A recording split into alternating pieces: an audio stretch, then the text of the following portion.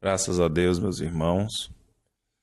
Eu vou falar sobre a essência da união, qual é o papel dessa casa, o que que essa casa veio trazer até nós, né? Veio trazer para nós aqui no plano material, qual é a grande missão dessa casa, né? Então, nós vamos partir do nome, né?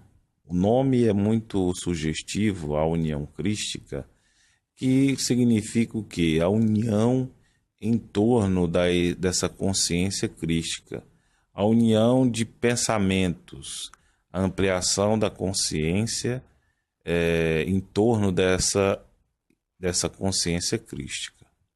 Então há uma movimentação hoje muito intensa, no sentido de haver uma conversação entre entidades e doutrinas orientais e as doutrinas ocidentais, né? Então, entidades estão indo estudar com doutrinas diferentes para que possam haver um desenvolvimento, uma ampliação em suas consciências, para que eles possam assimilar de melhor forma a ideia, os ensinamentos que essa consciência crística está nos passando.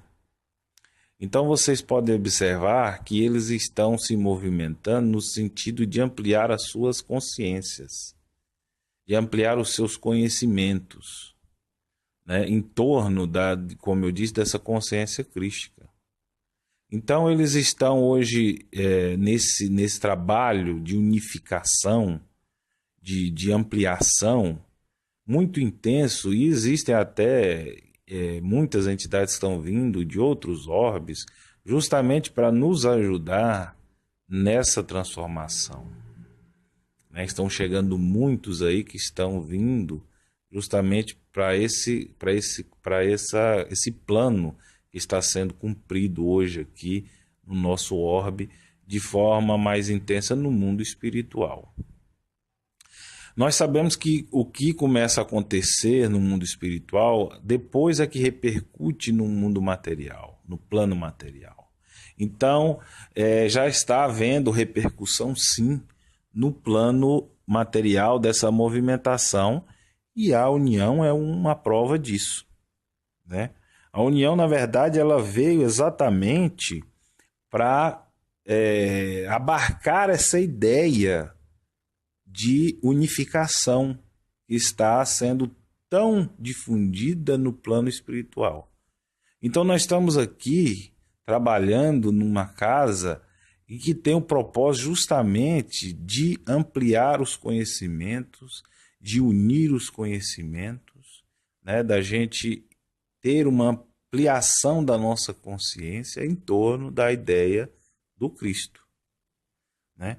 Então, ali deve ser o quê? Deve ser um ambiente neutro, deve ser um campo neutro, porque se a gente não criar esse campo neutro, a gente vai ficar difícil para nós aqui aceitar, assimilar sobre essa ideia crística de outros pontos de vista, porque a gente precisa entender os outros pontos de vista, né, as opiniões, né, o jeito que as pessoas professam a sua fé, o jeito que a pessoa pratica a sua fé, os ensinamentos que ela segue, a gente precisa assimilar isso para a gente enriquecer e ampliar a nossa consciência. Então a união, ela incentiva os seus médios, os seus trabalhadores, a irem em busca de novos conhecimentos, a ir em busca de novas práticas, né, de novos horizontes, para que eles possam se enriquecer com isso, né, para que eles possam se libertar dessa ideia antiga da separação, que a ideia hoje é a unificação, né? Então, há um incentivo grande para que as pessoas vão atrás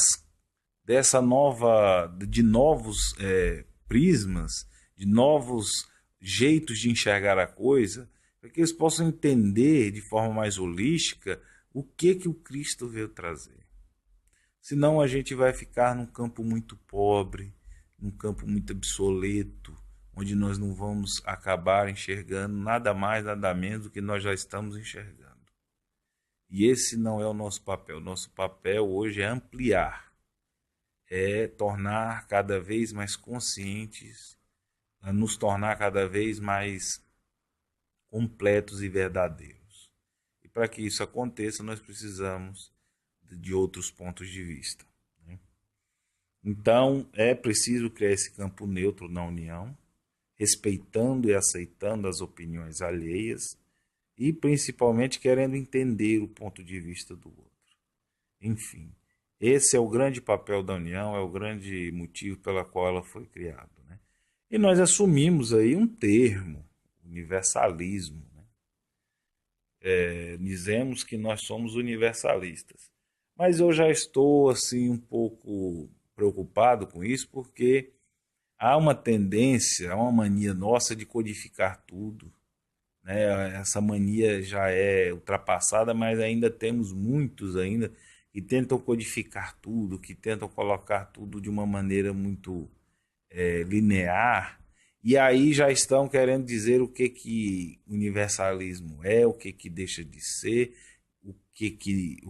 para qual é o rumo que nós vamos, o universalista deve ir ou deixar de ir.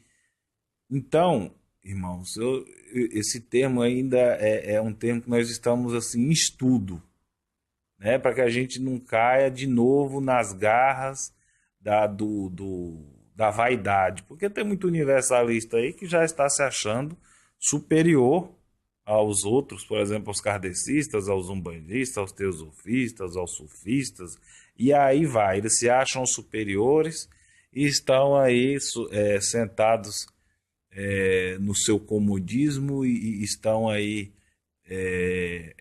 se sentindo superiores aos outros, e esse não é o caminho. O caminho é da libertação. Né? Então, esse é um termo que ainda estamos em estudo. Hoje nós não temos um termo melhor para explicar qual é a ideia da união. Então, dizemos que somos universalistas. Né? Outro ponto que eu queria tocar aqui era o seguinte, é entender que nós estamos dizendo que nós somos universalistas, mas a gente fala muito de Jesus dentro da casa, e isso às vezes causa uma confusão na mente dos trabalhadores. Então, assim, eu vou explicar para vocês esse ponto. Jesus é o nosso grande mentor, é o nosso mentor que a gente se refere a todo momento, é a ele que nós chamamos quando estamos nos nossos rituais, quando estamos nas nossas práticas, essa força que a gente invoca.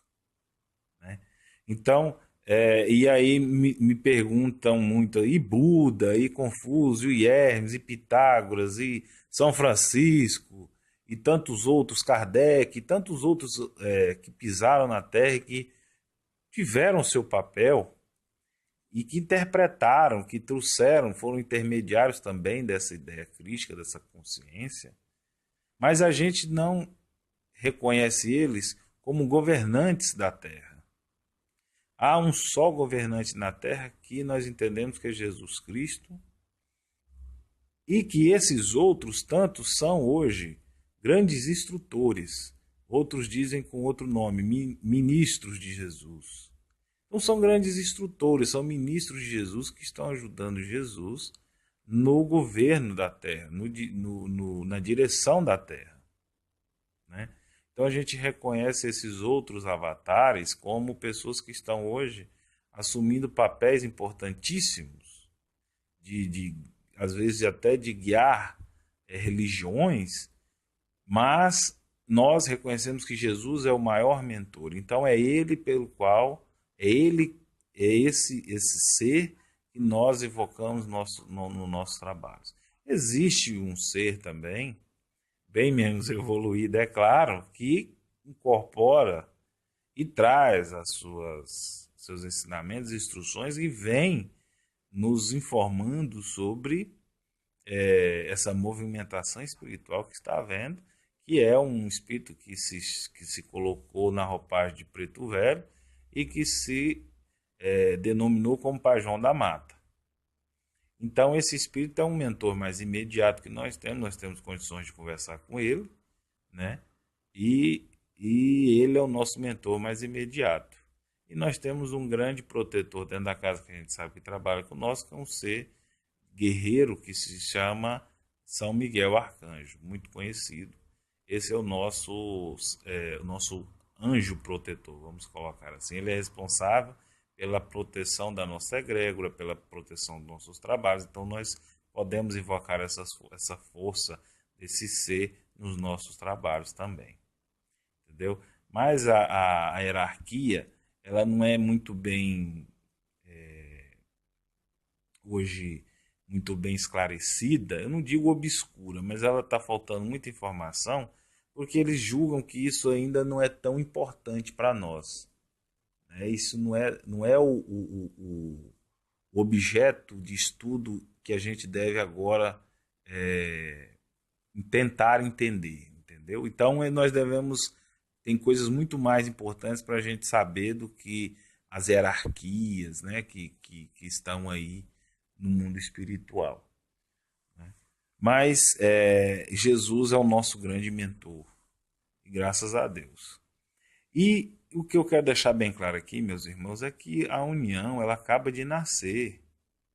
Ela é como se fosse uma criança que acaba de nascer, que começa a entender o mundo, começa a vislumbrar o mundo que ela está. Nós não estamos nem gateando ainda, nós estamos acabando de nascer.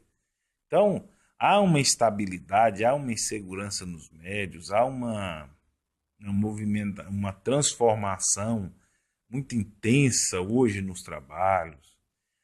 E isso é muito compreensível que os médicos se sintam inseguros, se sintam um pouco instáveis, né?